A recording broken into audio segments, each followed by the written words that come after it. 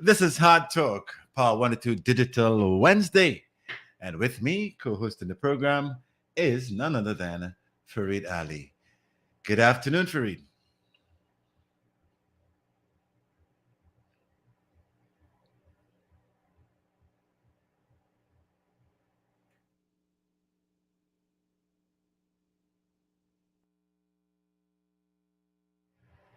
Farid, are you there with me?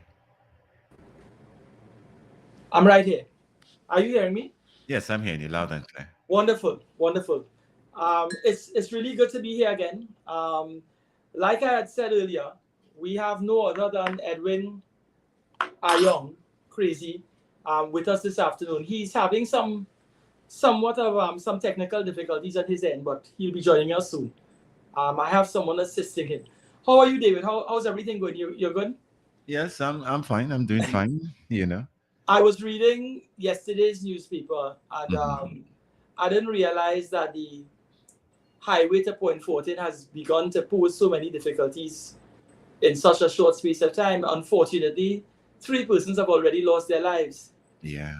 How are you managing? You're making use of that new highway?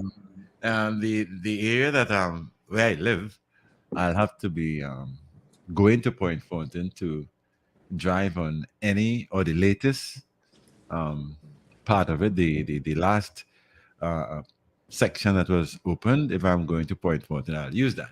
But where I live, I'll have to go down to Union, just at the border of Union and Vance River to get onto the highway. That was the piece or that section that took the first two lives. If I am to use the highway at all, because where I live, it's like I'm plumb in the middle on the Mhm. main road, away from the highway. But I've been to Point Fortin and I've used that strip that they recently opened, and I had some concerns about that finished product because where the accident happened, it's difficult to understand how they have two roundabouts within very close proximity. Where the highway ends, that's what we call the Mora Junction or the Mhm. Mora intersection, whatever you want to call it, and originally, there was a roundabout, or there is a roundabout there that was there all the time. That gives you the option to go through what we call Central, or back onto the Southern Main Road, or down to Mora and to Point 14. That roundabout is there ever since. Yeah, And in the completion of that last section of the highway, that's the end of the highway. There's yeah. another roundabout there, and it's within. They're not even 100 meters apart. That's to tell you how close they are. And I don't think the area is well lit, and there are no fluorescent signage for the people who will be using the roadway at night, especially at night. And the turnoff from, if you're leaving Point Fountain, and you get to that specific area, there's an area that the locals down there, call the Dunlop Stretch. The Dunlop factory once operated on that stretch. We have Deimos operating there now. But on leaving Point Fountain, you'll be heading north on that part of the road, the southern main road. And um, when you get to the top of the hill where the Mora Junction is, um, Mhm.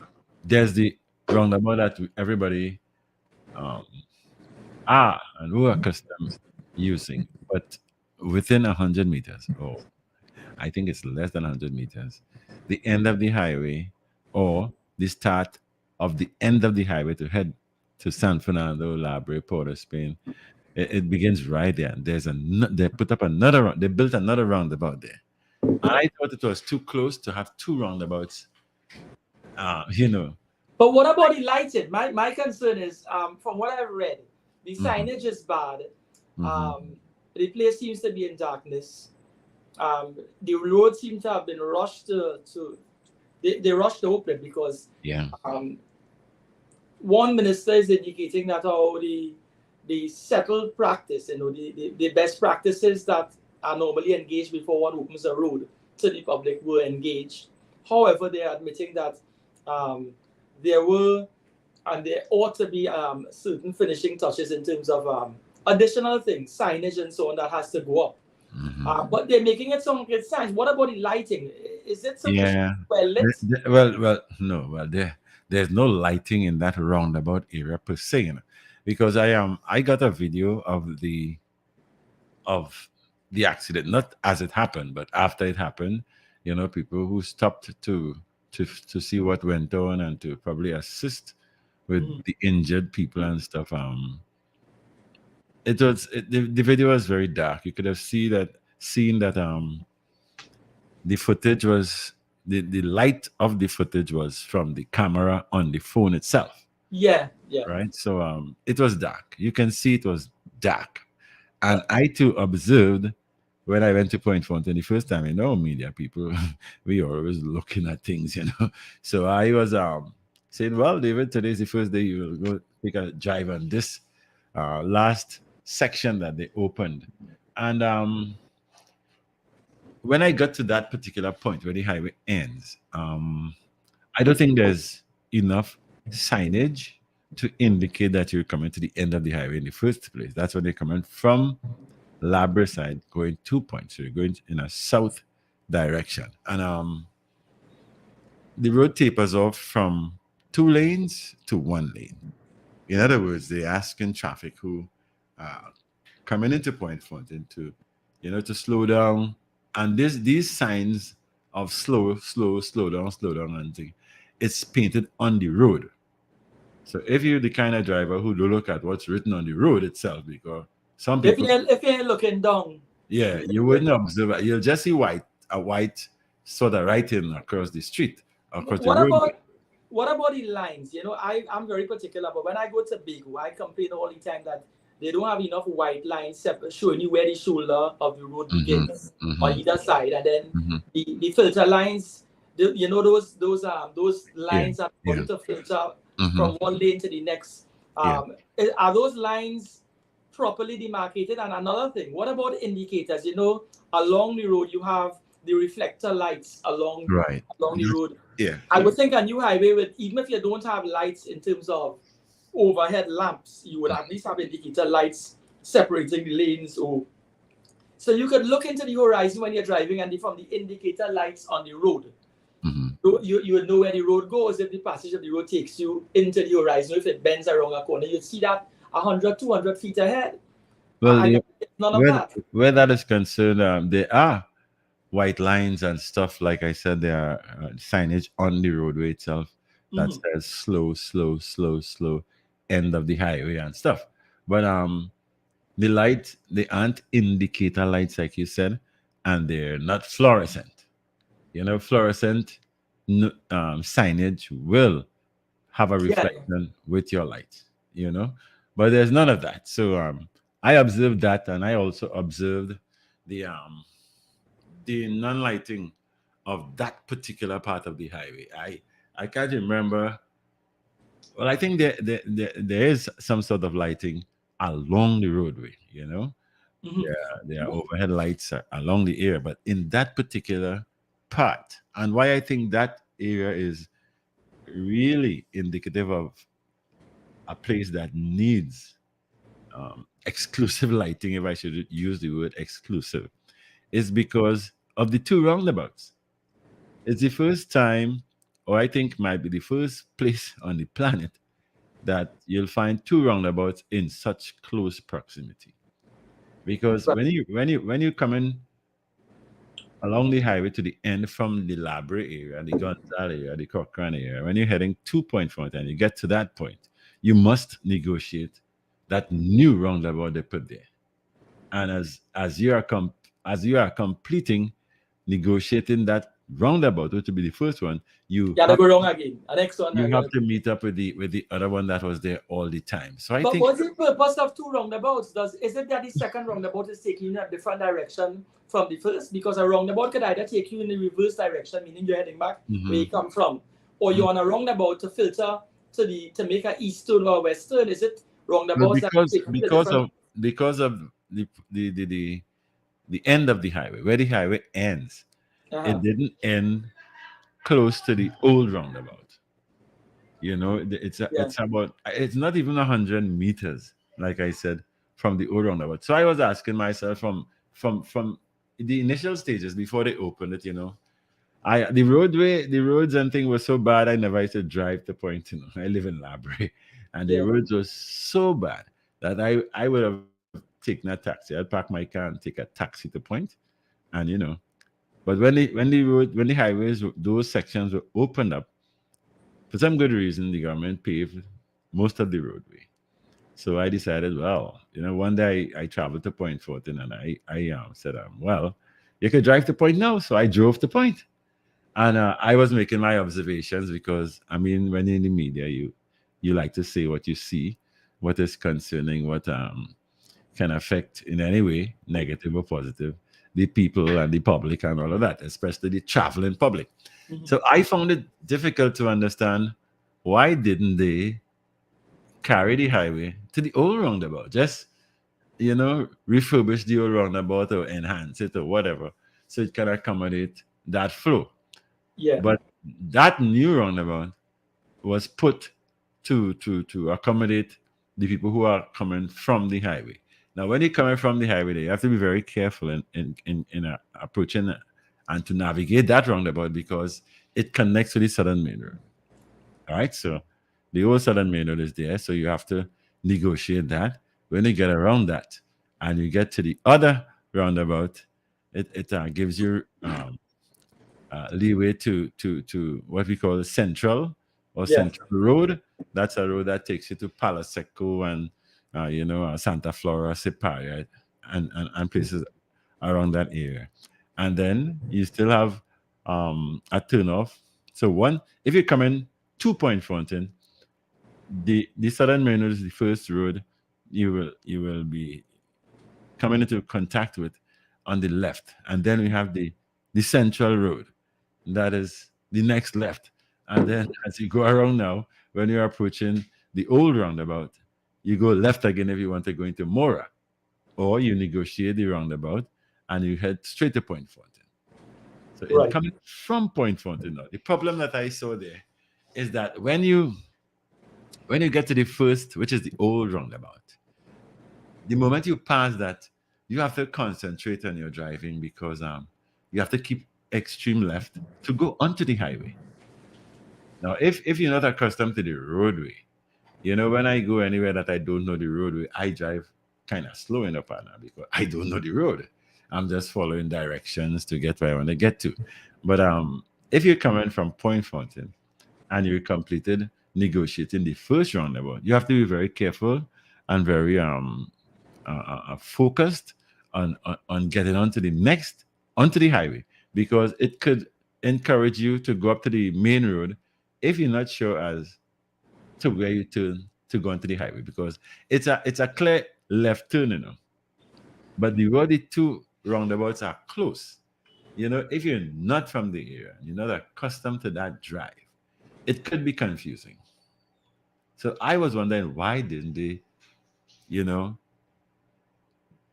do the highway, build the highway so that it connects to the old roundabout.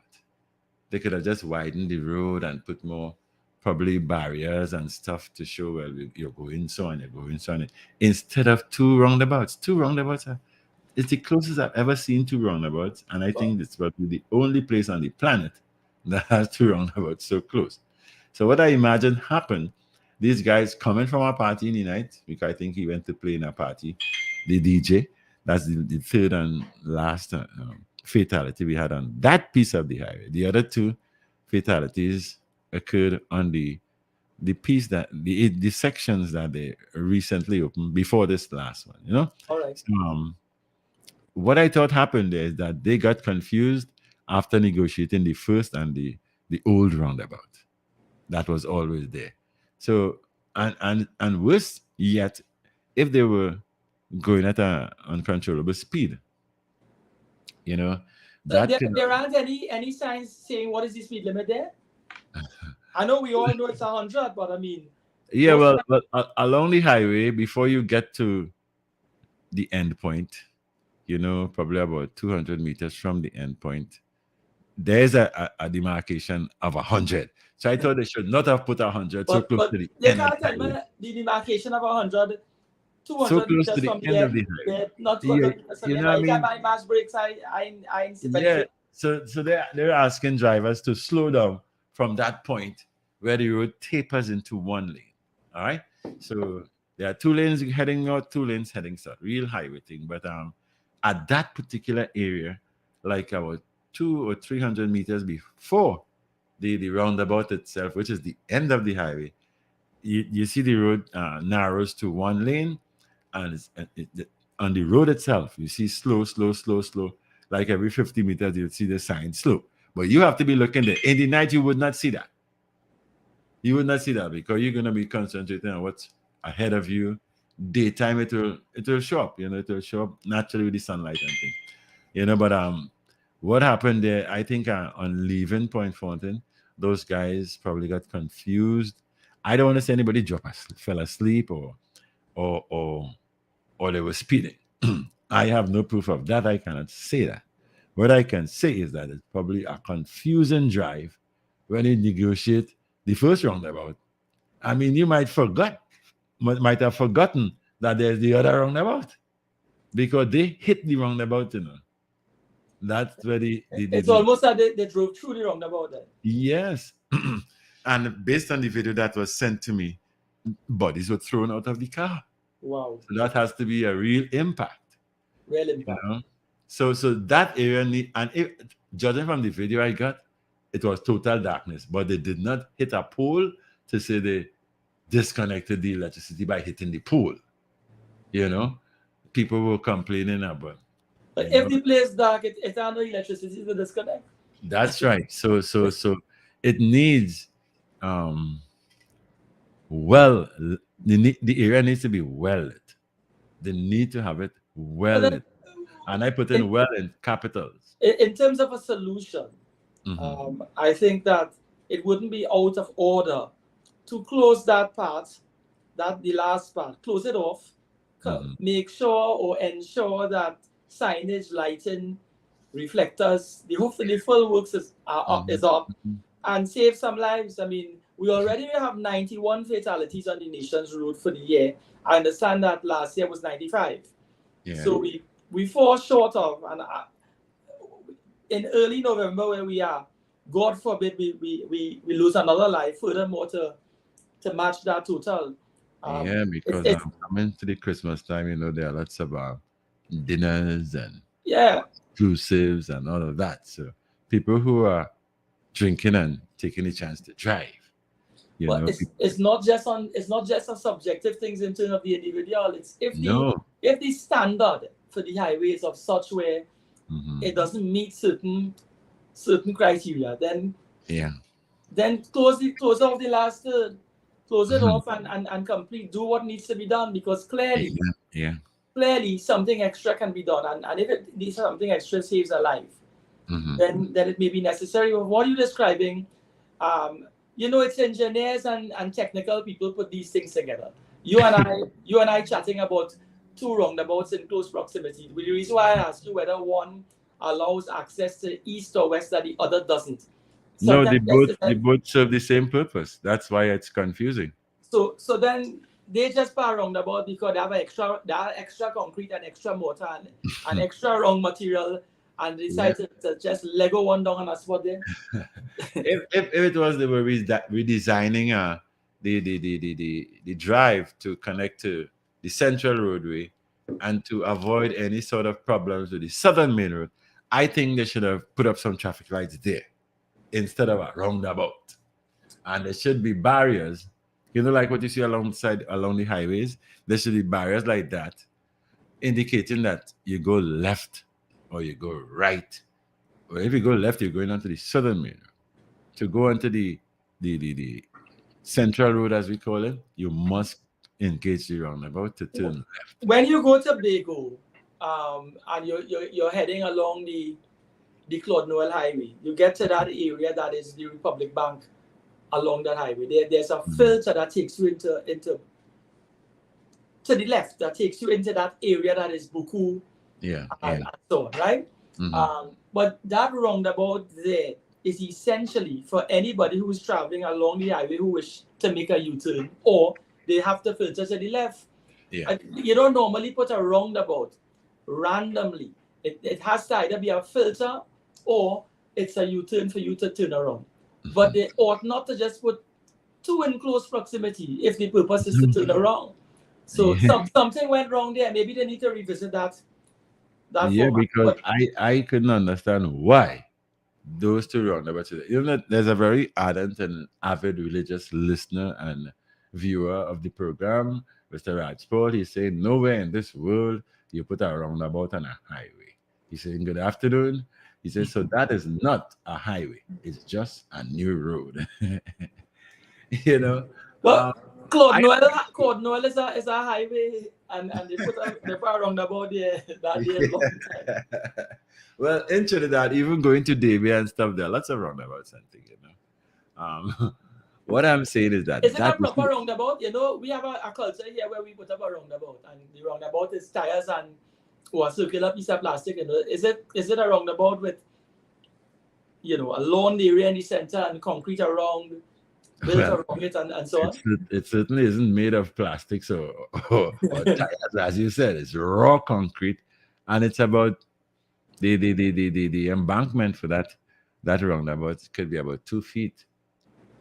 You know, it Says, could be by God.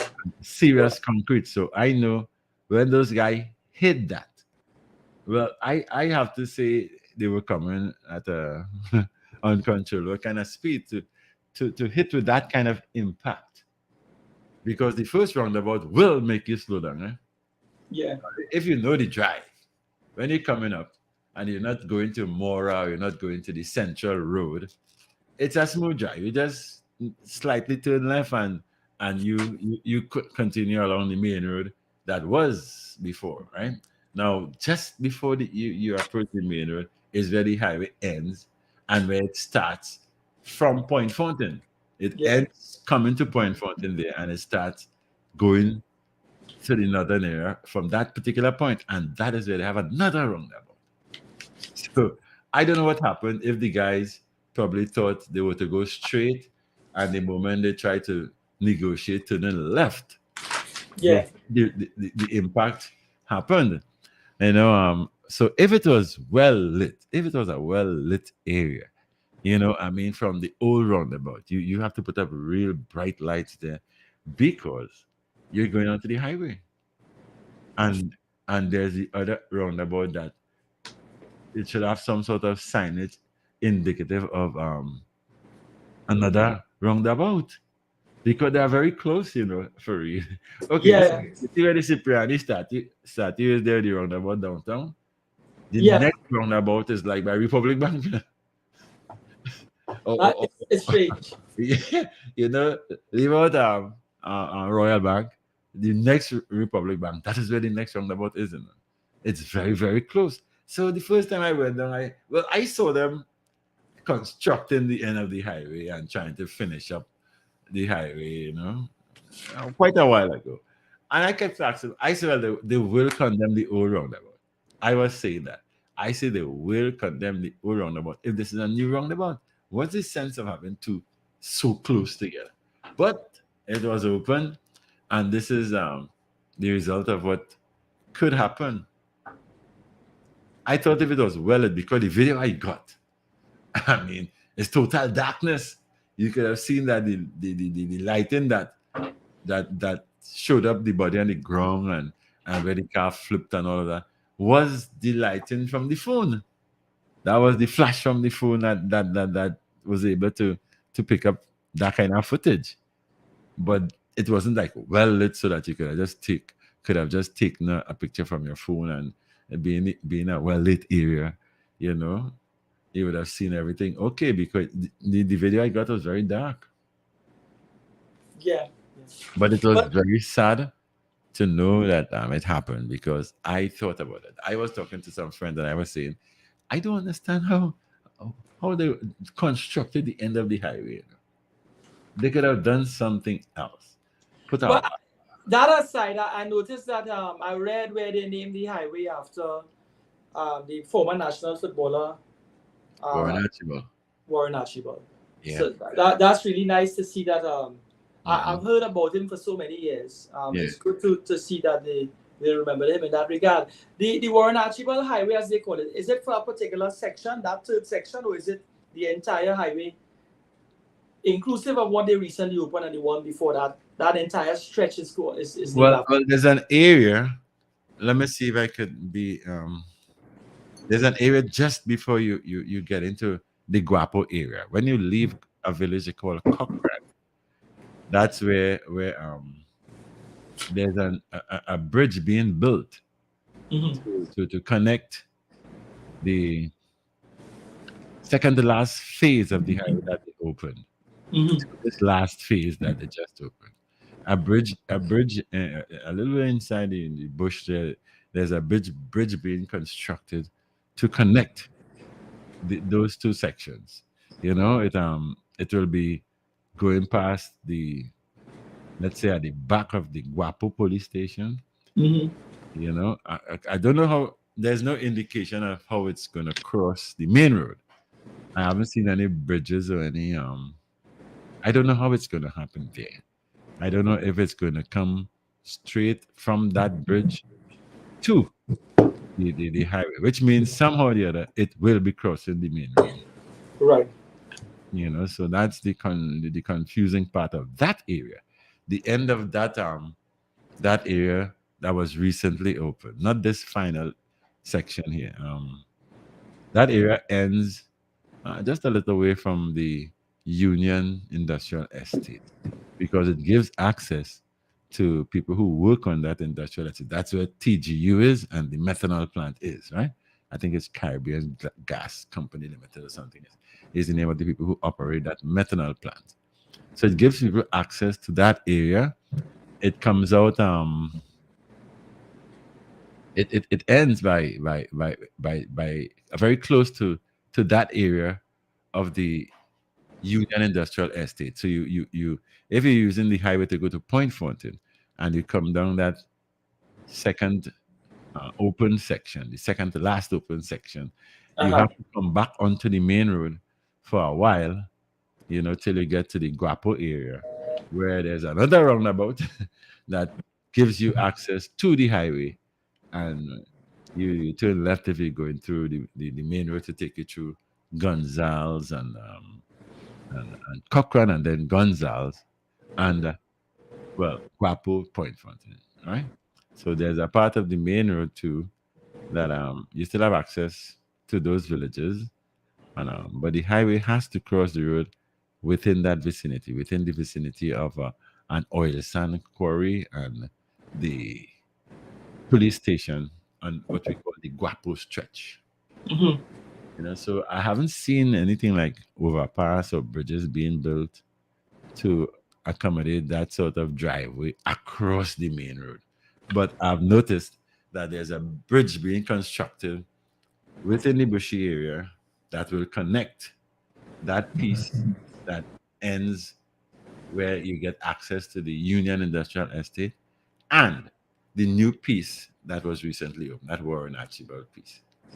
Right. So, I don't know how. I don't see anything in the making for that. I could be wrong, but I haven't seen anything in the making of that. I know I've seen the construction of the bridge happening.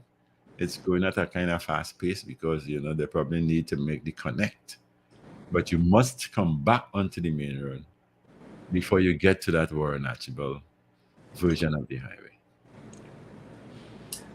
Moving away from talking about the highway, I noticed when I was looking through the newspaper trying to see what's happening, what's trending.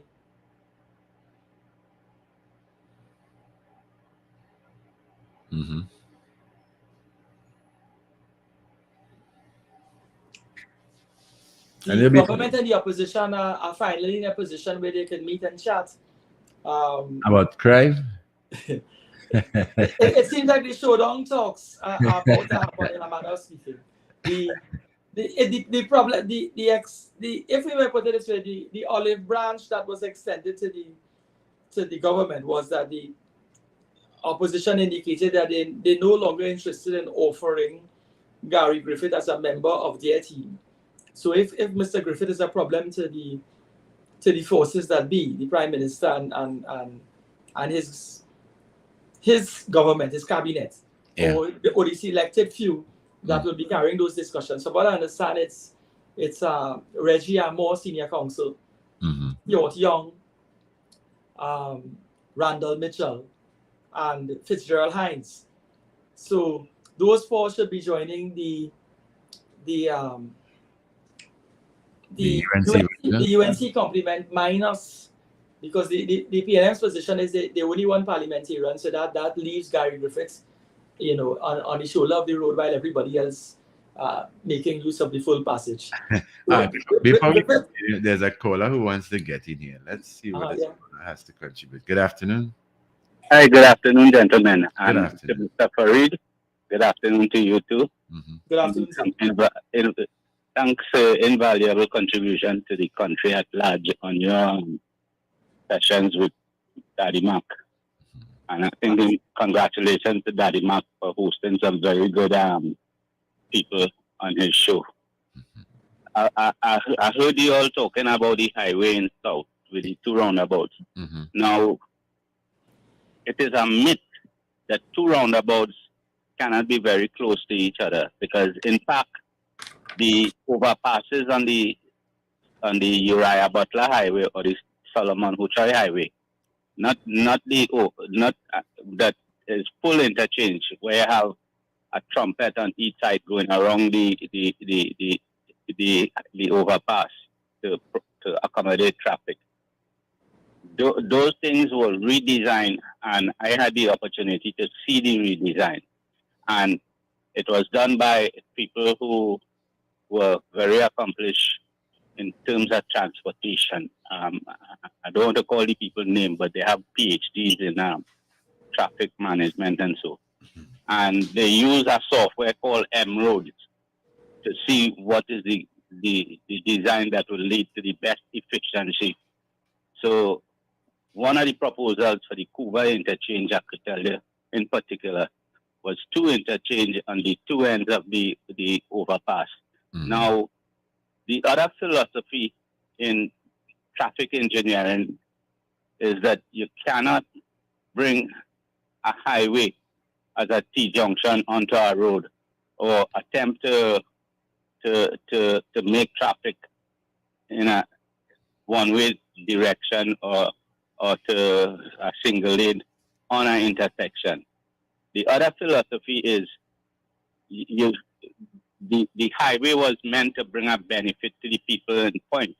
Now, if you find an alternative route that bypass Point 14, you already have the highway coming on a route that provides access all the time to everything as you go towards Point. And to go directly into Point on the Southern Main Road, to put to reroute the traffic somewhere alternative where everything is bypassed. And then whether the possibility exists to reroute the highway where everything could be bypassed is another contestable question in terms of cost and efficiency and effectiveness. So the concept of the roundabout, I do not share your view, and and that's from a design and transportation management point of view. We very often underestimate what we have, but I will tell you, NIPDEC has seasoned engineers on road management and transportation management. Ministry of Works has seasoned engineers in traffic management and road management, and they do good work. But in Trinidad, we do not like to work with what we have. We see something outside and we feel, oh, look at what they have there and look at what we have here.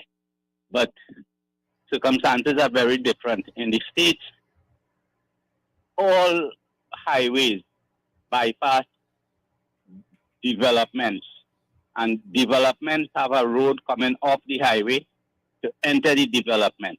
And in entering the development, they have all the developments are gated, or they have private security and police in it. And the road itself is left unaffected. Unfortunately, our access is directly off the main roads. So if you want to put a gated boot or something, you might be putting it on the main road, which is a quite different situation from what happens in the US. The other thing too is that I know for a fact that the guy who, when he hit that interchange so hard that the distance the car skidded from where the impact was is a very, very long distance. And he couldn't be going at normal speed to be able to do that. And nobody is talking about the careless driving and the speed at which it is not meant to drive like that through built up areas. And the fact that happened, which is evidenced by the distance the car skidded, is another thing to take into consideration. I think those guys didn't realize that, you know, another roundabout. not another round. They didn't realize that they were driving in a very unsafe manner. Because looking to Guanas here, you have the roundabout by Price Mat, and as you go down the ramp, you have the other roundabout to enter the highway. Right? Only a madman will drive like he on a racing track to reach the next roundabout. You know? Yeah, but the roundabout in Point Fountain, my friend, it's a lot closer than that what you're indicating about Price Mart in Chicago. That's there. You still drive a good distance before you get to the next roundabout that takes you onto the highway. The thing is, they have real first-class built infrastructure to move from one location to the other. The point, you may have a point that the roundabout doesn't have adequate lighting. Yeah. But I know for a fact that the lighting is going to be improved. And they already start working on it. Okay. So you're going to get good lighting on that roundabout. And that you may have some valid concern there. I give you that one. Right, Farid, I give you that one too. The lighting might be out of you need some lighting, you need more that. The other thing I would like to suggest, a lot of cat eye. Yeah, cat eyes and to train the traffic to go in whatever direction they want. Yeah, to train the traffic to merge and things. So I will make a positive effort to communicate my view to somebody who it will make sense, who could give consideration to it. Okay. So that area there, I could contribute to that which you all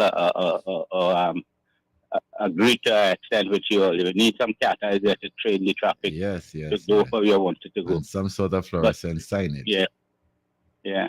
But as it is, to keep the traffic through the community and so to allow commerce and trade and communication.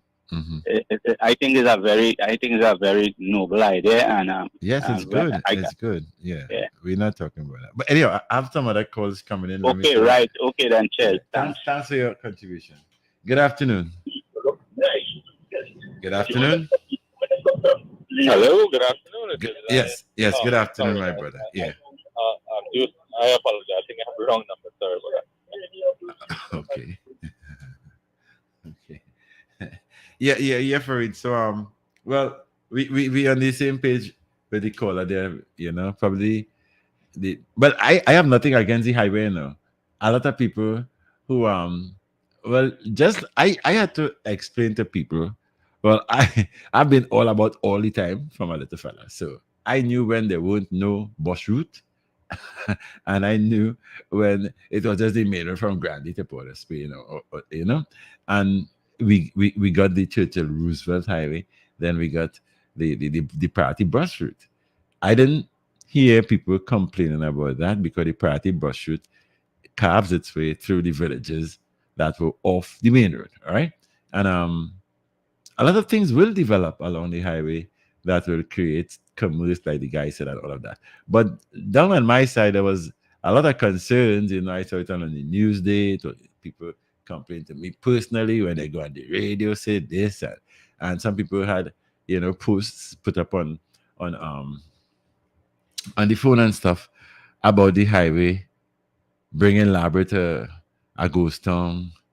And now that they have opened up the Warren Archibald area, the people of Cochrane, Guapo, and Gonzales, they too are sharing the same concern that it's making their place a ghost town. But that's where the residential areas are. So it has nothing to do with the highway where making that ghost town. What has happened is that it's now that the amount of traffic, the heavy flow of traffic that would have gone through La Brea and that will normally go through Cochrane, Guapo, Gonzales to Point Fountain, that has been tamed in the sense that the traffic flow has been thinned out in the way. If you're going straight to Point, well, there's no need going on the main road. You go straight to Point via the highway. So, that could be a whole different conversation by itself. But we've gone past that. I think people understand that. One of these days, Farouk, we should have a program about that highway. I'll have to get a lot of information because I know you don't be down on this side, so much. But back to the talk about these two entities, these two institutions. It's strange, Farid. Farid, I know you're an attorney at law, and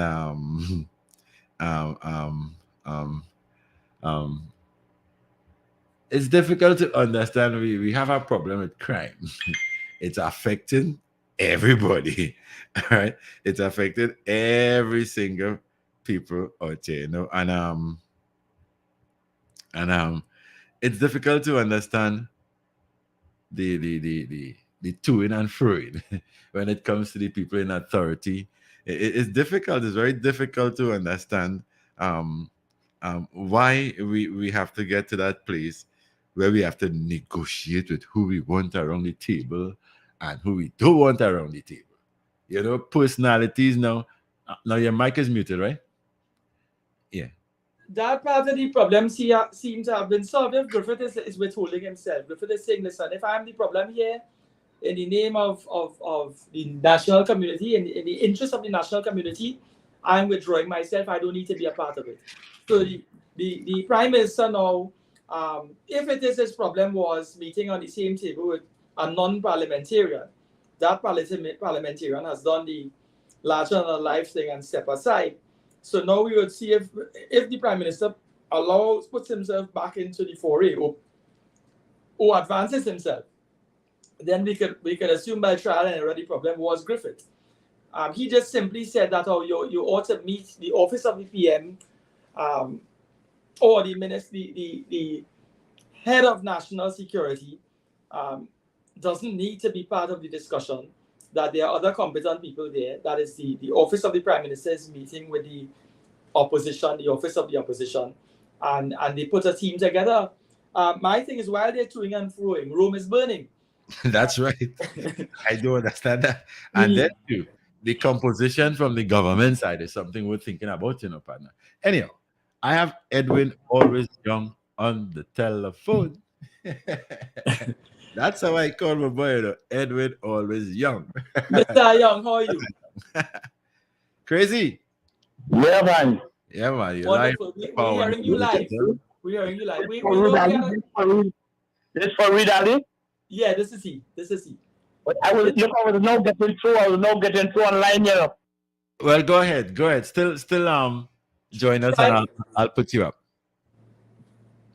Yeah. So go and put me up. Go on the TV thing. Yes. Yeah. Go and see if you can come on live so we can see you because we're streaming live. You can call me back on this number. Okay, right. I will. No I will. Yeah. Yes, sir. Right. No, another thing is forget the personalities. The government seems to be and their position is that they want to narrow the discussion down to the Bail Act, the Anti-Gang Act, the Cybercrime Act, and specific pieces of legislation that they felt they needed special majorities from, meaning they needed support from the UNC in order to have it passed into law. When they weren't getting that support, the laws could not have been passed into existence. So therefore, what the PNM seems to be stating, the government seems to be stating is, the only discussion we want to have with you all on the other side is a discussion as to whether you're ready to support us by way of promoting the legislation we were proposing. If not, we're not discussing personality. So if it is your agenda is to say that Mr. Hines should go, or anybody else should go, this one should come, or what is happening. Yeah. They don't want advice on policy. What they want to do is, you support us by way of legislation, we can do the rest. Now, if that is the nature of the discussion the government wants to have, then clearly the opposition is not prepared to have a hollow discussion. They want something holistic, where you can take ideas and hear what their contribution is and distill the facts and make a decision. So the recalcitrance, the both sides, yeah. Tell me something. For you to know how much legislation there are and has been put on as bills to the government and all kind of thing that are not implemented. That's one. Two, legislation takes a long time to come to fruition. They don't implement it, but it takes a while to come. There are a lot of legislation already to effect some kind of impact on crime, you know. So now they're talking that legislation is the way to go.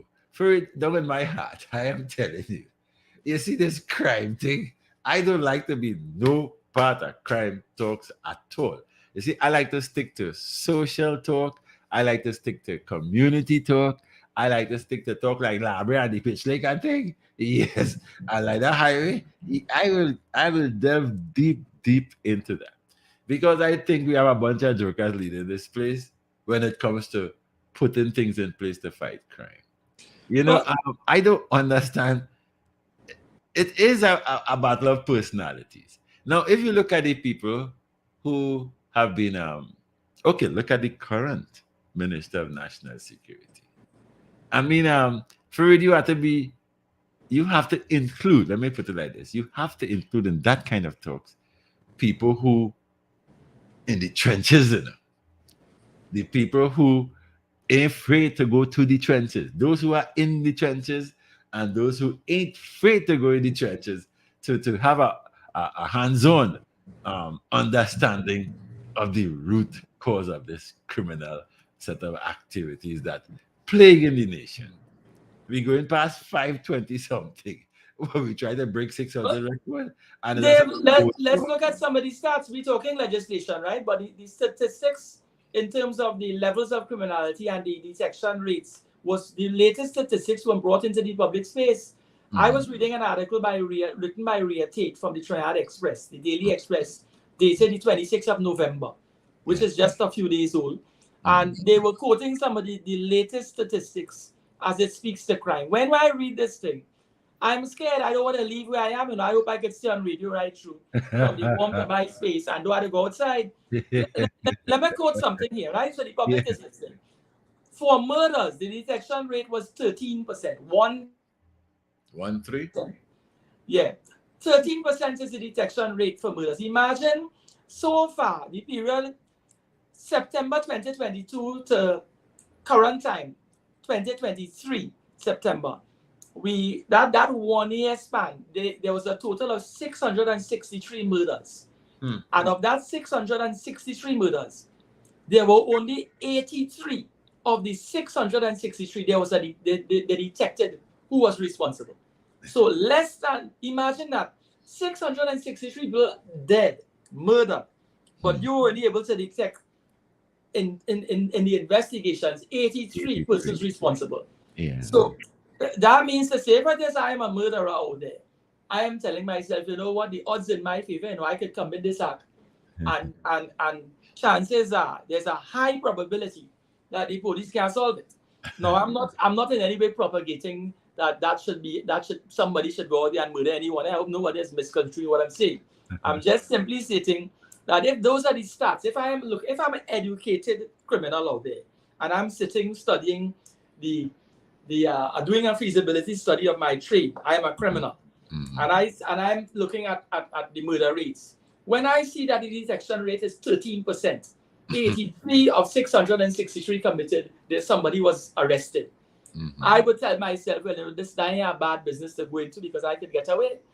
Now, when we look at some of the other stats, they say rapes, incest, and other sexual offenses, 14%. Imagine you have young children out there, or your wife or your sister, out there occupying the public. When they go to work, and they leave your doors, there's a 14% chance that if they rape or some sexual offense is committed against them, there's a 14% chance that somebody may be arrested. Those statistics are damning. This is from the investigative side. That is what I'm saying. So even if it is you put the legislation in place, the police still has to detect and arrest somebody by way of investigative material in order to act on prosecution. So the law is of no use if it is the police can't arrest and investigate and arrest. The police function is a fact-finding function.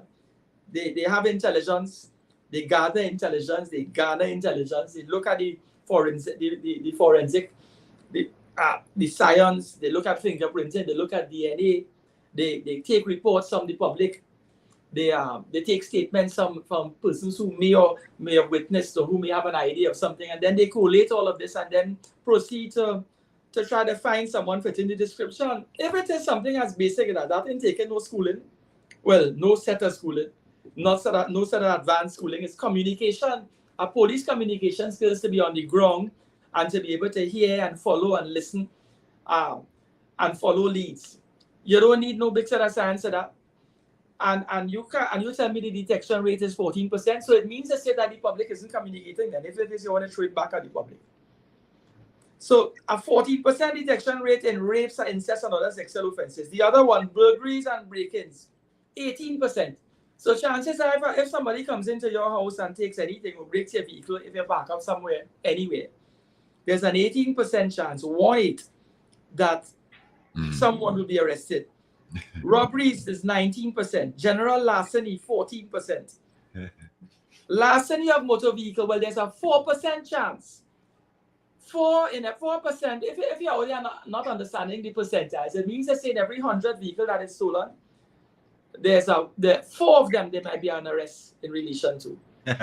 Farida, I just link back up with Crazy. He's still having problems, so he's on the line. Okay, great. Yeah. Mr. Young, thank you so much for joining us. We have much time. Let's chat about the work you've been doing now. I know you recently said to us that you traveled. Where did you just come from? Where were you touring? I was in Toronto first. Mm-hmm. Then after I went to New York, right? Yeah. We promoting the Trinidad Christmas music, which is soca, parang soca, and the soca parang. Mm-hmm. So and people be getting good crowds now. It's time for these young fellas now. I out there trying to get the young people with like Rome and Myra and Bongo Spear. You know, some of the younger fellas out there now because it's only Beast Crunter and Baron out there now. You know? And we without the young people in the business, you think have no future. So I'm trying to get the young fellas out there, you know, to keep the parang soca going. And we're pulling good crowds. We're getting like 2,000-3,000 people coming out. You know, see it on media. You know, I alone had a full house in Toronto, Baron, Sranta, and we join up together yet, but we're going by ourselves and we're pulling crowd. So you know, so the things getting we opening up doors for the younger singers. Celebrating 45 years. This year is 45 years anniversary. You know. But let me ask you this sort of touring. How are you coping at your age? Because how old are you now? How are you coping with traveling like this and the I 20 more. When people ask me my age, I just tell them 20 more because it is young. My name is Ayong. 20 more means 20 more before I reach 100. So when you tell people 20 more instead of 80, it sounds younger. You know.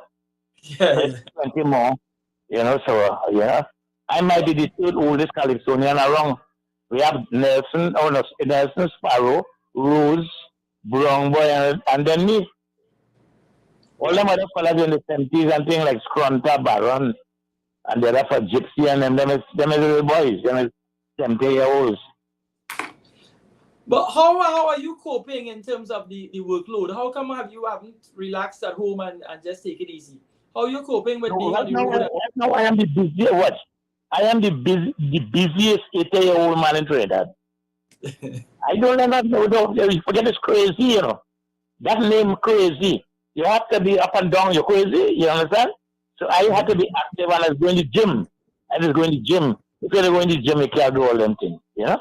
What about your eating habits and so on? You adjusted your diet and so on, or you're one of those who can eat anything? That is what I eat. That is what I eat. You know. Sometimes and most of the time that like a Muslim. I ain't messing with the pork. Sometimes I just cheat a little bit when I go down by El Pecos.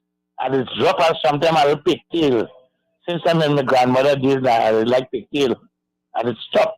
But sometimes I just take a little cheat and take them a little piece of pigtail because down there, it doesn't make it good. Whoever cooking down there, they have a good taste with the pigtails. Right? Sometimes there's turn away from people, stop it, and then I eat my pigtail. Sometimes, very rare. But what's what eating? What's what eating? Right. No smoking. I just drink a little, sometimes a little red wine. Not the Corias time, the next one. You know, the red rich wine at $500 bottle. Nice. Yeah. But it's good that you're still with us and you're healthy, because we've lost so many Calypsonians in the last few years. The Fosto went. Yeah, boy. Tina went. Blacks in a later edition of your went. Francine. Yeah, we lose a lot of Stalin. Shadow, yeah. And Calypsonians have a certain age they reach, and there is die age. When they're 77, about 5 or 6 Calypsonians that are 77, you know, which is Kitchener, Shadow, Duke and all. Duke is 77, yes. Just like prime ministers. Prime ministers have an age they die at 71, you know. So it kind of like it have a, you know, that age thing. It have a plus doctorate. It's like doctorate. Anytime they doctorate you, that's when the time limit you time to doctor you. I have a song name. I don't want no doctorate because I'm trying to think the label want. You have a man, I don't know if in the office there, just check out to see when you're gonna die, and you say, let me give you a doctorate now. Bam. Within 6 weeks or something, so bam, get after that. So I'm watching at all that. I keep you only have songs in that. You only have other songs coming out of that. Yeah. Let's talk about your career. When you started singing, you came to prominence, and this is in my understanding, when you sang Dustbin Cover. Long before that. Right. Long before that. Well, you're talking about in the March Gras show in the Savannah. Yeah. Yeah, well, that I came to think prominence. That is in the March Gras show in 1978. That was my first time. When Rose won, I won second. Rose won the crown that year. She was the first woman in 1978. She was the first woman to win the Calypso King. And those days, there wasn't no Calypso. Calypso King. It didn't have no monarch. It's after when she won the crown, then they have to change it. Because Rose cannot be a king. So it changed 1978 to Calypso Monarch in 1979. I won second. That's where people start following me. But before that, I was singing in the Calypso tent.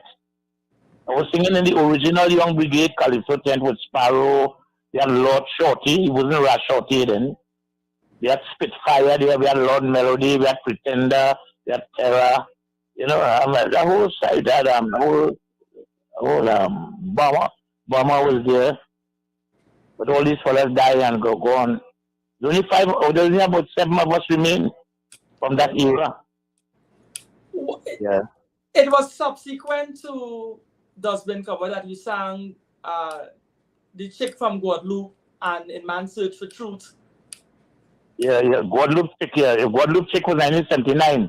That was the year after 1978 when I started the Parang Soca. That was the same year that the Parang Soca was born in Trinidad. Yeah. When I sing in this Mary, yeah, just a laugh at me. Yeah. We only want Parang in Spanish. We don't want it in English. Yeah. Yeah, because a man from Venezuela came here in 77 and was saying, "A mí me llame en el grito del batey, por trabajando los indios in the UNC. No, what happened there is they were using a Finn language, and we don't talk Spanish, and we were dancing there. So I felt like, look, cussing all the dancing there. That is how I happened to get the idea to bring English. So if you're cussing in English, you're going to know you're cussing. You know? Who would have introduced you to the I like to remember that. Is it? the idea to sing in English and to compose and produce in that vein with a Christmas? Well, but he died long time now. He died about 26 years ago. He wrote down some words because in those days the top announcer was I mentioned immortalized Dave Elcock name. I say Dave Elcock was the MC. At that time, Dave Elcock was the top broadcaster in Trinidad. He and Phil Simmons, right? Right. So I mentioned his name. Dave Elcock was the MC when he, you know. So after this Clibot, he was part of that soca thing, you know. Because he wrote those words. I took the roll up and I put the melody to it. Right. You know, Clibot have to get some credit there too. A lot of you started a trend. Basically, many followed in your footsteps thereafter, and they developed and evolved the music. What are your thoughts in the direction it has taken? Because people have introduced double anta into the parang music too. How do you feel about it? Well, at the time when I was singing the parang soca, we had a manager fella, very good manager. Used to work West Indian Tobacco. Used to go to QRC College, a fella by the name of Gary Daw. Yeah, he was involved there in that too, and he was managing me. He managed me for 2 years here in Trinidad. And we were thinking about, we were the first set of people to say parang soca. People heard it first from me when I said parang soca, right? And our intention was to change the Christmas music to a family thing. That was my idea. Let us change it to a family. We didn't have nothing like carnival in it. No whining and all this kind of thing. We had Jesus. If you heard the song in the singing 81, put Jesus in your Christmas. Yes. Because it's Jesus Christ's birthday. So we have to mention his name and pay tribute to him, you know. But now, of late, some of these singers, but I mean, I can't tell them what to sing. I never sing a rude parang yet. Although I think Paul, your mother has arrived, and they're looking, and then a 4, the figure 4, they're looking for King Crazy, you know. I sing those songs, but I would never do it for Christmas. Right. Christmas is a Jesus and family thing. You know, you must play family parang. That's the latest one. Okay. You know, I'm thinking about let us love together, because some of the families here in Trinidad are not living good. There are a lot of families here that break up, and so I'm telling them, let us change that and let us try and live a family life. That is the kind of songs I use. But fellas now singing double anta, and people liking it. People liking it. Well, I guess the commercial success that comes with singing double anta would have attracted them to sing songs like that, as opposed to keeping it pure in the way that you did. Yeah, look, Kenny J has some nice ones, you know. Kenny J says paintbrush. We know what brush is, you know. Paintbrush. Paintbrush, you know what? Yeah.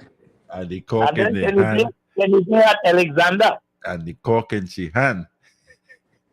Yes. that cork is the rum bottle cork, you know.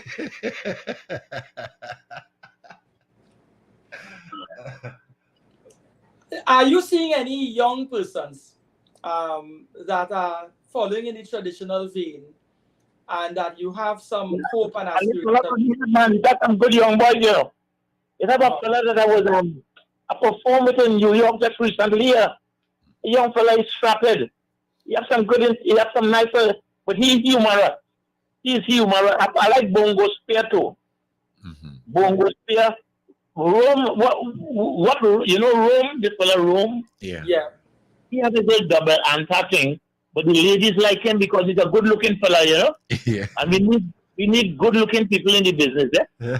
I mean, that's everybody good looking, you know? I mean, that's like the young girls and thing, you know, you gotta look good looking. I mean, when I was like, I was 18 or but when I was like 50 something, Yeah. I was a good looking fella, you know. Yeah. They need good looking people in this business, Yeah. in the soca too. So not only looking good, but good looking. Good looking and then no big belly and all that kind of thing. So my belly, I have a six pack, you know, but I have a jalita now, you know.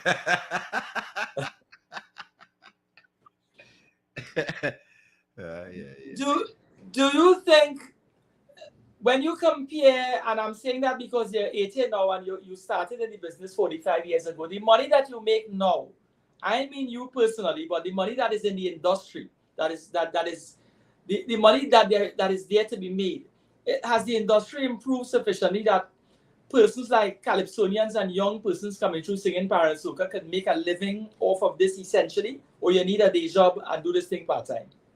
Yeah, between October, October and October, right there. Between October and December, Yeah, you could make money to pay bills and things. The money ain't get big yet because the music still, you know, the music still Evolving. It didn't reach the peak yet, you know. But you could live a comfortable life for those 3 months, and then now we have Christmas in July now, you know. yeah. You know, we have a look for Christmas in July because I must make a little $20,000, you know. And that ain't bad. You could pay bills with that. Although it's small money, $20,000 is small money. And then sometimes the mobile might call you, or Digicel might call you. So we have a nice pay everything for those few months, you know. And then the Parang Soca thing, it have room for like the older fellas now. Like Brown Boy is 85 years, and you have a nice little Parang Soca and getting work in New York. So some of the older Calypsonians, think Santa have a nice one too, Grandi Parang, you know. So it have room for the older fellas. The Parang Soca is a blessing, man. It also, you look at Sandra. Sandra have a song named Paramin, a Parang Soca. Yeah. And look at Marshall Montano have one sometimes about Santa driving a car or something like that. Yeah. That is always played. Sugar Aloes, he have a Parang Soca named Black King. So that always will play. Those songs are immortal. These songs, as long as they have Christmas, these songs will always play, you know. When you look at you're saying that you can make money in the period, let's say September into December. Are you pleased with the way soca has evolved through the years? Because now we're seeing young persons like Nyla Blackman. They are taking the music and the soca in a different direction. If I may go so far to say she being female and being a young female has managed to add a global flavor to it. She clearly, when you listen to her voice, her choreography, she seems to have a management team around her. I'm using her as an example. Are you of the view that soca has traveled the journey that Shorty would have envisioned in his mind's eye in terms of where it is now and where it came from? No, well, how I see soca is a carnival thing. You know, soca, Marshall is doing well. He have a good team. You know, but why? You know what I want to find out? Why is hot since 1982? It's still the number one soca of all time. You could answer that. Right. Because, I mean, the music is Marshall pulling crowds and he is making money. He's the king of soca, right? I agree. But what is his signature song to say like he could have go alongside Hot? We have any big soca song out there that is worldwide? But what do you think would have accounted for that? That Hot, Arrow's Hot continues to transcend boundaries. Say it again. How do what in your view makes Arrow's Hot transcend boundaries, and there have not been similar soca songs that could rival it? Is it something special about Arrow's music, or what would you account for the fact that there's a lack of growth between Hot Hot Hot and now? No, I think that we need to get maybe this boy had a nice one, you know. So to reach big time now. See, like let me call our next song that have that world a signature song with worldwide coverage. A signature song like let me see what other song besides Hotter? Who Let the Dogs Out? You know, Who Let the Dogs Out is a lot of people. Disney that was playing in the World Series football in America. That went it went to Grammys too. That's what, yeah. Right. You know? So, is it that, do you look at it as the number of chords that are in the music that the international global audience could prefer, or they could relate to a 2-chord song, or relate to a song that is less lyrics, more musical? Because Feeling Hot Hot Hot, it's no big storyline. It's a simple storyline. So we look at the Africans right now. They're using our things that baby, calm down. In that song, a simple song, a nice soca song now. Baby, calm down. That's all the fellas saying there and use some words and thing, right? Look, that big, I mean, that guys. If our soca good here, you understand? And then next one, Jerusalem or something like that. Yeah. That is there. When our soca reach out there, so there was a fellow named Burna Boy, and when our soca reach out there, then we start doing something. Then the soca start, you know.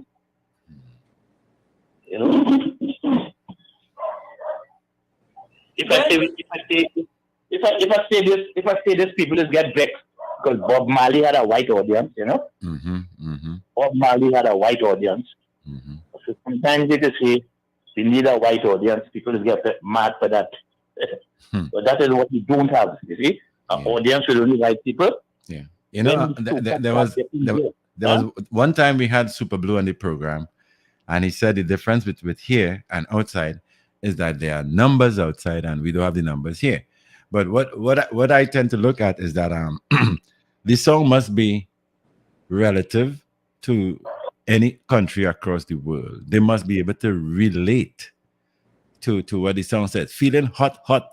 I mean, that everybody across the world at some point in time will say they're feeling hot. You know, if it's because of the sun or whatever may cause them to say that. So it's something that people can relate to. What I think is happening with soca is that we need a kind of marketing that will take it on the global scene, because people like you and the Sparrow, if you had to ask foreigners, if you had to talk some kind of calypso talk with foreigners, immediately they call Sparrow name, they call crazy name, they'll call, names like that. And there are so much of them now. Now we can identify with the Marshall Montano. He has gone to Madison Square Garden. He has won awards and all of that. But to me, the songs that are being created by soca artists these days is, like you said, related to carnival. Carnival, more carnival lyrics and reggae music is taking the world by storm because the composition of the lyrics, people across the world could relate to that. The suffering in the ghetto, the things like that. So you'll find the Nyla Blackman, who is, if she's being marketed in the best of way, can take soca very far too. Of course, yes. Yeah. So they have a big discussion. Marshall, who is the king of soca, what is his big song? Like some people say big song, Yeah, I like how you said it. Signature song. Yeah? He has no signature song. Marshall's big song is what? It's big talk. What is his song that he could identify with the world? The world could identify him with. That's right. He have any? No. Even the guy who I label as the high priest of soca, Super Blue, even him being so popular and so well loved by audiences, all about where he goes to to perform, it's mostly a carnival style audience that will appreciate what he's doing. If he had done something like hot, hot, hot. I mean, everybody across the world understands I feeling hot, hot, hot. You know, so I think that is what is lacking and is what is needed. Yes. But in all fairness, Super Blues music, like when you listen to Intyre, Rebecca, Get Something and Wave, it's a story, you know. He's telling a big story, and we could relate to it locally. What I was saying with Hot Hot Hot is a 2-chord song. Hot Hot Hot and no big long story. No, you have to understand it from a lyrical point, Farid. I'm feeling hot, hot, hot. People across any country you go in, people could understand what is the meaning of a feeling hot, hot, hot. If Super Blues is saying get something and wave, get something and wave, it's carnival oriented. Is Ethel is a lady in a fete. It's carnival oriented. Rebecca is about somebody in a fete. It's carnival oriented. What we need is songs that people can relate to across the globe. Yeah, baby, calm down. Yes, imagine that. That's all the guy is saying in that song, you know. Yeah. Calm down, calm down, calm down. You know, Poser did one recently. He released it this year. Love in the House. You know, I like that. I heard it and I like it. That's a big one. That one could rival Hot, Hot, Hot. If that Poser song get some good airplay. Yeah. And I love the beat too. It's a kind of Afro beat. Yeah, it's an Afro soca beat. Yeah. I'm glad you said that, man. I'm glad you said that. That Poser song. Yes. I heard it in New York. Yeah. And I said, we get this. And people could relate to Love in the House. Yes. That's it. Love in the House. And I think Leston Paul did a fantastic job in bringing that Afrobeat into the soca. Well, you must remember that Leston Paul did Hot Hot Hot too. He did All Baron, he did Nanny Wine, he did Cold Sweat. Yes, he's a maestro. Paul. Yeah, I call him Dr. Leston Paul because he's that good. That's right. Yeah. Farid? When we look at some of your songs, your music, it's clear that you evolved along the way and you moved away from songs like In Man's Search for Truth, and there were changes in your music when you had a lot of double answer. What would have accounted for the shift? Is it commercial? Is it just commercial value, or you're experimenting with doing it? Styles like this year coming up here. Like this year coming up here. Mm-hmm. Right? I gone back, you know.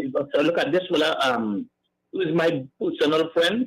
He died. He's only I alone with his funeral. I followed by name Dr. Winsford Tuka Divine. I don't know if you ever heard of that fella. That's a maestro of Penwood.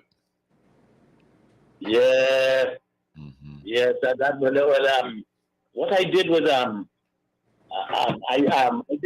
am going to sing something on him. I am going to sing great composers of the past centuries, men like Mozart and Beethoven, whose works still are alive today, although they are dead and gone. Back home, the calypso fraternity will forever mourn the loss of one of the great composers. Duca the Beans was a boss. He wrote songs like Ubuntu Gadiga, Progress and In Time to Come. Join with me, come sing along as we pay tribute to him in this song. We know that he's looking down at the chorus. Dr. Winsford Divine, Winsford Joker Divine, what a thing of melodies and lyrically inclined. Dr. Winsford Divine, Winsford Joker Divine, will always be remembered as a legend of our times. There were many here to fathom as we struggle to get along. Rest in peace, my brother, forever, and thanks for a job well done. You live in the heart of many generations to come. The work that you did, I will always live on and on. I am paying tribute to him because he did so much of calypso. And nobody, I am going to sing that song for him. That's right. I appreciate that big times. That will be another of your signature songs. Now, crazy, Farid is talking about the old songs that you did. I played one just a while ago that I add to a list. you know, our values are wrong, you know, in times to come, in times to come, shoes, um, and we the people, and of late, children of a lesser God. I don't think, I don't think, I don't think the people who, you know, in Trinidad is about monarchy and that kind of thing. I don't think they listen to you, you know. My heart bleeds when I listen to those songs and the lyrical content. In Time to Come is one of the signature songs that could have gone across the world because it mentioned global issues and situations and all of that. I don't know how come you weren't crowned for that. I don't know how come you weren't crowned for our values are wrong. And you know why they put me in a laugh? why? Because I mentioned at that time, in the year 2000, I mentioned that a black man will be the president of the United States, and they laughed. Yes, imagine that. You do crazy to say a black man will be the president of the United States? And then a Latino or Indian will be the president of the United States. Yeah? So they put me laugh because I said that. I felt like, what is just tell me that? You say, you know why you run that? So almost I won't second the last, but it's time to come because you say that a black man will be the president. That'll never happen. Imagine that. A lot of that is a very prophetic song because a lot of verses in that calypso. It's the longest calypso ever. If you look at 23 verses.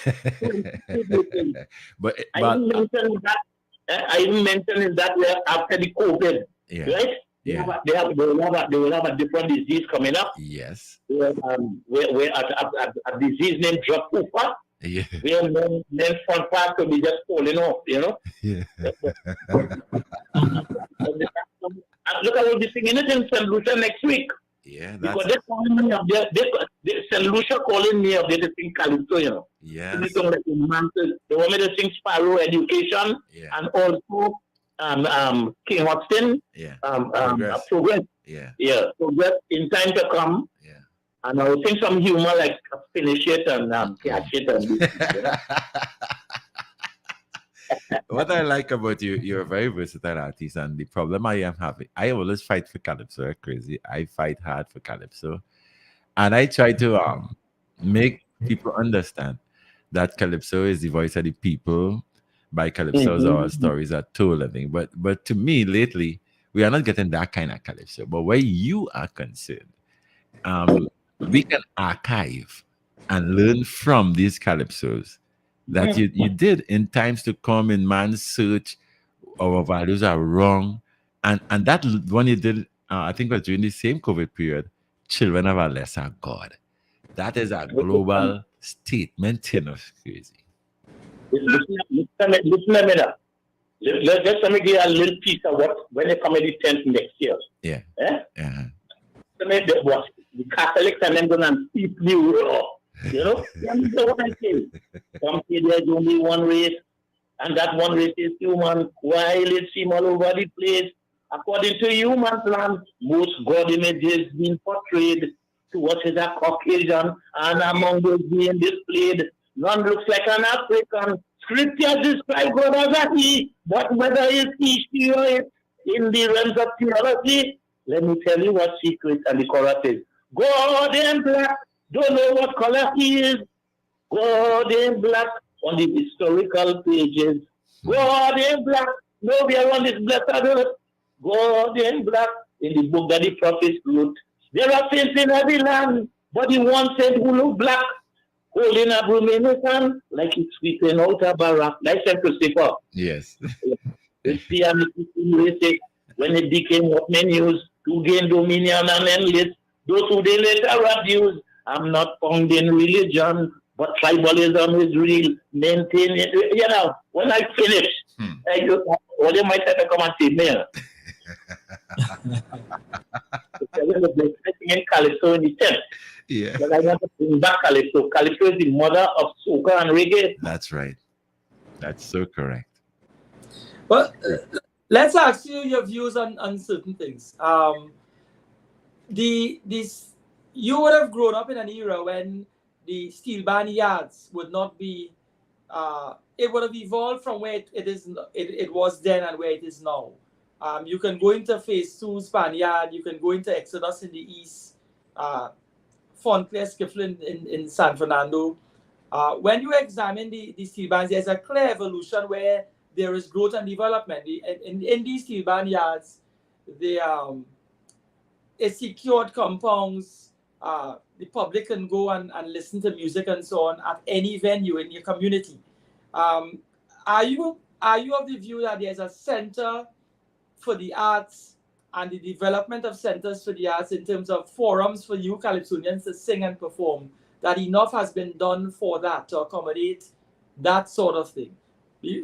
A good example might be the Mass Camp was a venue, but are there venues are you pleased that there are sufficient venues in the east, west, north, and south to accommodate performances and performers like yourself? Oh, yeah. Well, I came from the era. I grew up in Success Village, Laventille, right on Woodward Street, right opposite where Highlanders. I grew up under Booty Marshall. I used to play fan with Highlanders, and we also had a little band in Woodward Street named Bobby Kins, Bobby Kins, right? And I have 60 fan songs in, because I sing fan songs for All Stars. I did 5 songs for Smooth Edwards. I did songs for Bugsy Sharp there when Bugsy Sharp say, I can't remember the song. I did things for Ray Holman. But everybody, Clive Bradley. I worked with Robbie Greenidge. Then we did Ramona. Sweet Ramona. Ramona was a big one. Sweet melody boy. I love that melody. Yes. So I have 60 fan songs. All my songs put together is like 1,500. I have 1,500 songs. Reggae, jazz, calypso, humor, politics. I do the whole work. And right now we're still developing here. It's like what you just said here with venues and all these things. Right now we are still in a developing form where all these things have to lower down. That is why the young people not coming up, we have to get these things put together for that generation. Because this is my 6th generation. Yeah. But like Farid mentioned, venues for the expose of Calypso. Well, since the Mass Camp was burned to the ground and all of that, we have Carl and Carol with the Kaiser Blues Cafe. Yeah, but it's not a venue like it's not a venue like the Mass Camp, because it can't hold much people in there and stuff. But like Farid said, I think we should have a place designed or designated for Calypso, and let's say soca too, because soca is a branch of Calypso. It's just an up-tempo Calypso, if you ask me.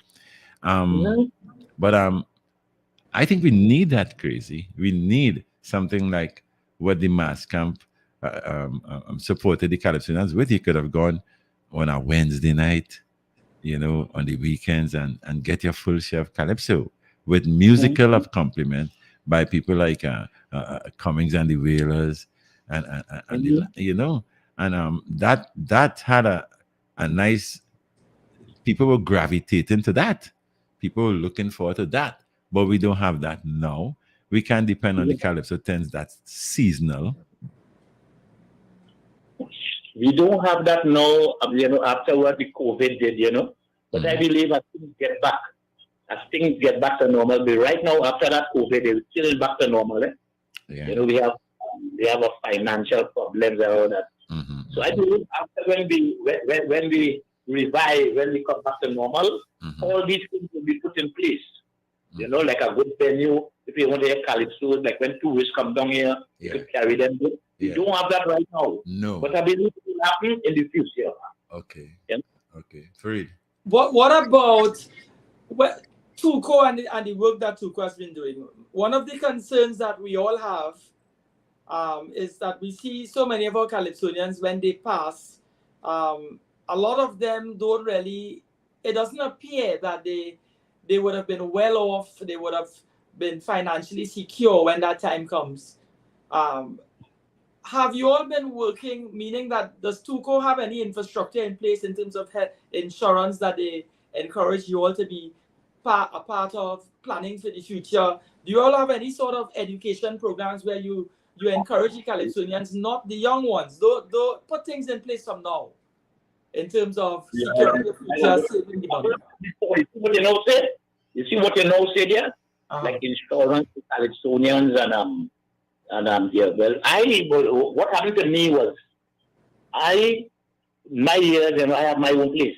I don't depend on government to help me pay my bills. Mm-hmm. And I have secured with all the craziness I do. I make sure that I have right now in Samoa. I live here. I have my 3 houses in one gated community here. I live down in the back. I live comfortable, and I make sure that in my 80 years, maybe think that I have things in place to pay my bills, and I don't want nobody bury me, I don't want the government bury me, As one Calypsonian, the youngest 70-something-year-old Calypsonian right now. I'll keep in March, Yeah. But I have my self-prepared. yes, at one time when Protector was the president of Tuco, a sort of arrangement was made to assist Calypsonians when they get sick or even when they die. Whatever happened to that? I don't know, boy. I don't know. I don't know. I hear this fellow Ainsley King, the new president. I think he's doing a good job. Okay. Insurance, and when Calypsonians die without money, most of the Calypsonians when they die, they did nothing. That's right. Yeah, it's a crying shame, though. Poverty. I mean, look at this fact. Yeah. They die in poverty because Calypso really don't have no money in it. Mm-hmm. Calypso is carnival, and Calypso right now, I wouldn't say it is dead, but it needs developing. Mm-hmm. That is why I'm saying these songs that they just heard. Yeah. Calypso needs developing, and we have to leave, too much of politics in the Calypso. Yeah. They're throwing missiles behind you. Yeah. Calypso is the only Calypso is the only culture where people throw things behind you. But back in the days, crazy. I mean, there were calypsos that you could have considered were politically motivated or inspired because we had calypso like Afraid Carl, and but it was so well polished and so craftily done that you had to understand who they were pointing fingers to and what they were saying. Now it has reached a stage where they call in names and they're pointing fingers boldly. And another thing that bothers me with this thing they call calypso, I don't think what is being presented for public scrutiny and for competitions, I wouldn't describe them as calypso.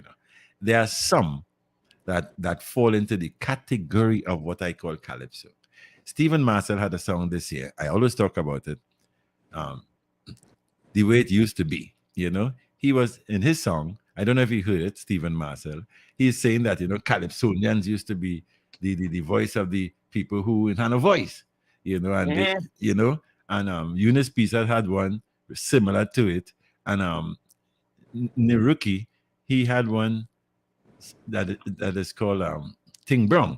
Now I put those in the calypso criteria, but what we are hearing now, crazy, is what I describe as calypso songs and lamentation. Right. We are not getting the quality. Look, those two preludes that you gave us of what you're coming with next year. That is calypso. See that? Yeah. Yes. I'm not singing things that the people out there want to hear. That's right. That same one I just sing there, Gold and Black. Mm-hmm. I expect that. My thing, right? Yes. I expect that to be a big song. Of course. It's like how I was in the anthem. Yeah. So that's not category. Am I going to doing that song? Yeah. I put it in Iowa category where religious people coming down on just like how they come down on John the Baptist. Yeah. When you say John the Baptist is a madman, I might get some of that fitness. How do you feel about we spoke about the calypso. You said you wrote about 60 steel pan songs, right? What are your feelings about the state of the performance of Pan Trinbago then? The comment I want to get from you is this. Pan Trinbago has had the benefit of 12 acres of land in Trin City area. They haven't developed the headquarters in the manner that they should. In fact, they haven't even put a structure there. Does TUCO, do you think that TUCO should make use of or try to acquire property in a similar light and to develop a headquarters for the Calypsonians, for events planning, for music education, and maybe hotel and villa space so to accommodate traveling Calypsonians, of course, at a rate. What do you think about that in terms of TUCO acquiring property or real estate in the manner that Pan Trinbago has? I don't think that TUCO is that big. You see how you're talking about this land. TUCO is not that big. I think I might be wrong. TUCO is controlled by the people, let me say the government. They get a certain amount of money that they cannot afford to take that money. There's no big set of money. TUCO just get a certain amount of money to handle things like the shows in the savannah and this thing. But I don't think they have that kind of finance to buy all this land and all that. You know, they are being controlled. I think so. Well, if the land is donated, what I'm saying is, are you of the view that if it is they were to acquire property in the same way that Highlanders recently got a yard, if TUCO acquires property in the same light that Pan Trinbago received 12 acres, if they would be able to, with the assistance of corporate Trinidad, the assistance of the state, be able to develop, are you of the view that that would assist the development of the calypso as an art form in terms of having a place for music education, a place for performances, rather than you have to depend on private ownership like the Mascamp owner? He was a private citizen who had an interest in developing the art form, but the Mascamp died with him. TUCO right now is in the developing stages, which is being controlled by the government. Just give them a certain amount of money to run the business. Mm-hmm. And I think it could happen later down. Mm-hmm. All right. Let me touch on something else. We noticed that there's a trend with the pan music. Within recent years, steel bands have been pulling songs from in past generations. Last year, Renegades won with Black Man Feelings a Party. This year. What is your view? What is your view? We don't have the melody makers again. You see, steel pan music, you know what? You ever hear about what is a pan song? Mm-hmm. Some Californians don't like that word at all. A pan song. A pan song is like Christina used to make his melodies, like pan in a minor. You see, da da da da da da da. Christina used to make the minor chords with the major chord. Sometimes he put in an augmented chord. That don't happen again. What's happening now, right, with the pan men is the music that is coming now is as a rhythm, right? The music of today is a rhythm and people put words on top of it. So you do not, fellas not composing songs with guitar again like home musicians used to do it, or the beans or Kitchener. You know, you find a four chord structure, right, or a 3-chord structure, and you make a melody on top of that. You know, that don't happen again. It's a straight case of you put a rhythm, and you put words on top of that. Yes, I go dance it. You know, so the music is different. That is why they're going back to the old classics like Band from Space. Mm-hmm. You know, that's a Samaru composition at Iceland. Yeah. You know?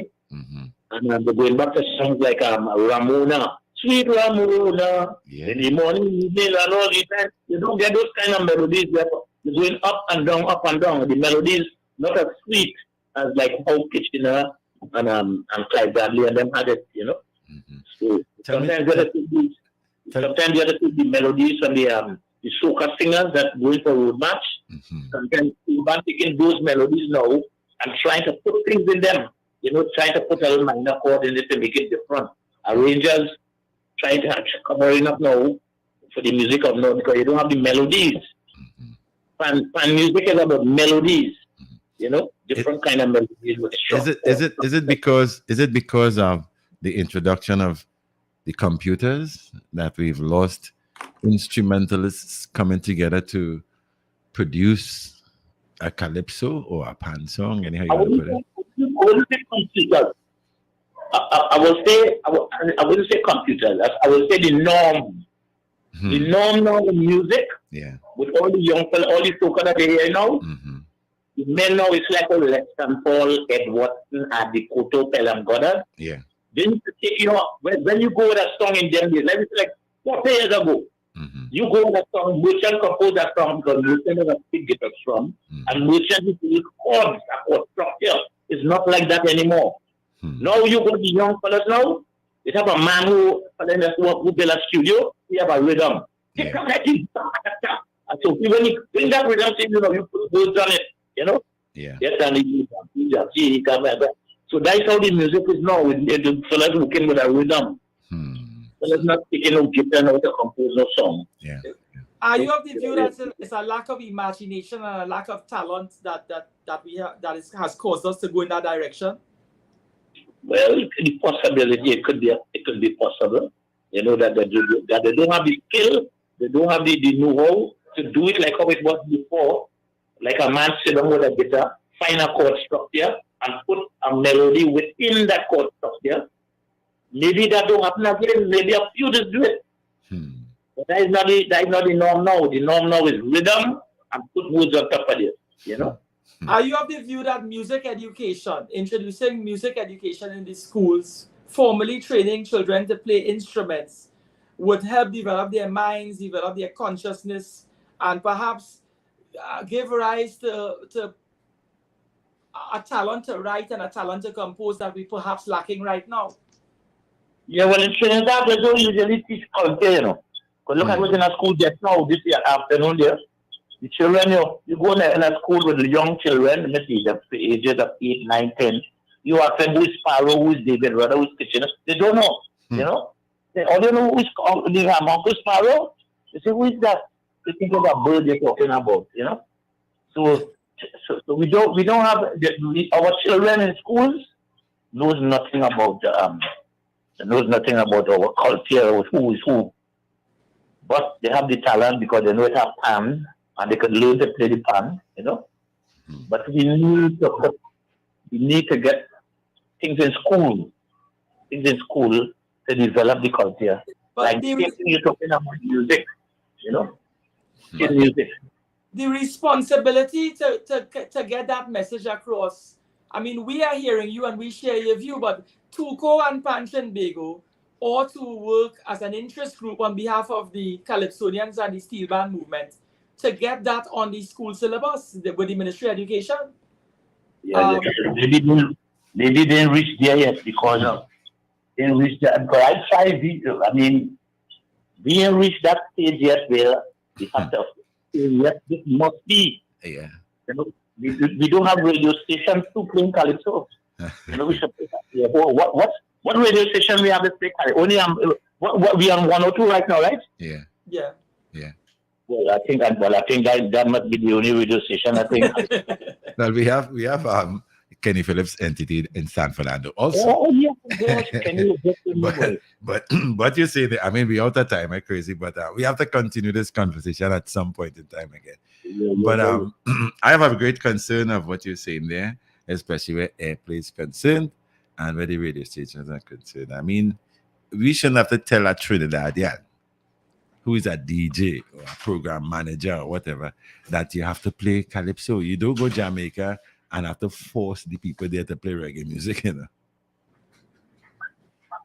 What we have to remind the youth of them that calypso is the mother of soca and reggae. Yes. Calypso was there first.